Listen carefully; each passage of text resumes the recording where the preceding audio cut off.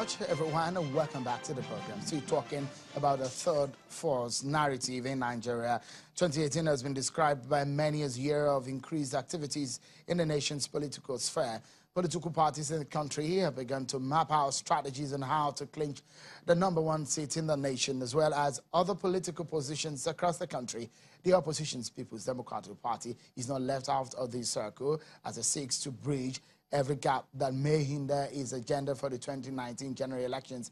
Gathering today in Asaba, in Delta State, are members of the party's National Working Committee, led by its chairman, Uche Secondus, as well as other party stakeholders, including the PDP governors across the country, for a meeting aimed at strategizing for grassroots mobilization. Receiving the national chairman as he arrives the Asaba airport is Governor of Delta State, Ifeanyi Okowa, his deputy Kingsley Otuaro, and other top government functionaries. But the party believes that they are not afraid of the Coalition for Nigeria movement or any third force as that.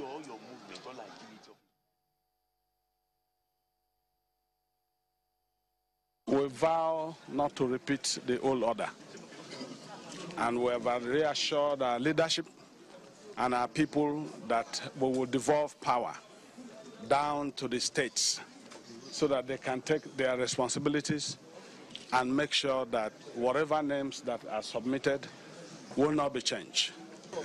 There will never be a threat because this is a solid political party founded by our founding fathers. We are solid on the ground, and I believe that they are a threat to the other party, not our party. Let's get to the conversation now. I have two other guests on the program, but let me introduce my guest here in the Lagos studio. He's a senior advocate of Nigeria, Chief Robert Clarke joins us on the program. Thank you so much for your time. And also is the chairman of Senate Committee on Media and Publicity, Senator Sabi Abdullahi. Thank you so much, Senator, for your time on the program this evening. Let me begin the conversation on the issue of the statement by the former head of state with the senior advocate here. What do you make of that statement? The second one in about 2 weeks from former heads of state. Well, let us have it clear at first. The problem we have in Babangida's statement today is that there is a correction, which we may call the withdrawal of the statement by a second statement. Although Afegbu has confirmed that he's sticking on the basis that he has not gotten any other instruction from IBB to withdraw the statement. But as you said in your speech, Mina has said we are not standing on that speech. Because of that, one has to be very wary in making comments on this. I am speaking as a lawyer now, not as an ordinary person. When you have a statement given out to the public for public consumption, and the owner of the statement now comes out to say, I am not the maker of that statement.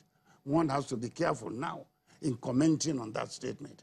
But whatever it is, since it is now in the public view, in the public terrain, we can comment on it. Now, your question is, what do I make out of it? Well, Afegbu seems to say that the totality of the letter is that we should allow younger people to come into the political arena. But let us look at the scenario. From 1999, we have had young boys. The 36 governors we had in 1999, their ages from Jigawa was 35 years.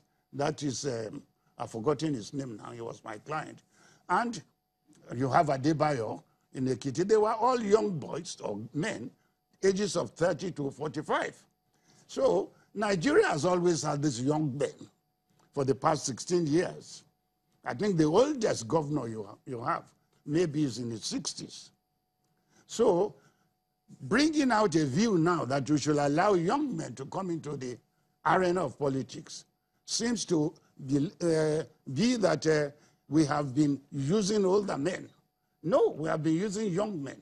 And we have discovered that these young men have not done the correct thing for the country. Instead, we have been moving further into whatever area they are carrying us. You said we have not gotten the leadership compass right. You agree with that? It all depends what he regards as a compass. As far as I'm concerned, Nigeria has no compass Of leadership. So there is nobody who can take us to the desired place we want to go. Because it did refer to the form of leadership, I mean, the kind of leadership we have today as the analog system is advocating for a technology-driven leadership. What do you understand as a technology-driven leadership? A new breed of... Well, we know analog is the old system. We know now we're in the jet age. We are in the, what you call... digital age. The digital age. But when you talk about human beings, it is neither analog nor digital that dictates, the way a man, pushes ideas forward. We want a leader that will show by his words and by his deeds that he has the interest of this country at heart. But we've never had one in Nigeria. I am sorry to say we've never had a leader since the past 30 years that has come out to say, I am moving this country forward and I'm going to do everything to move it forward. We've never had one. Did you think that the APC had that mode when they were campaigning in 2015? Because the former head of state did say that the change, that mantra that the APC preached, he did condemn the party as not being able to actualize it, and that's why he's asking the president not to seek re-election in 2019.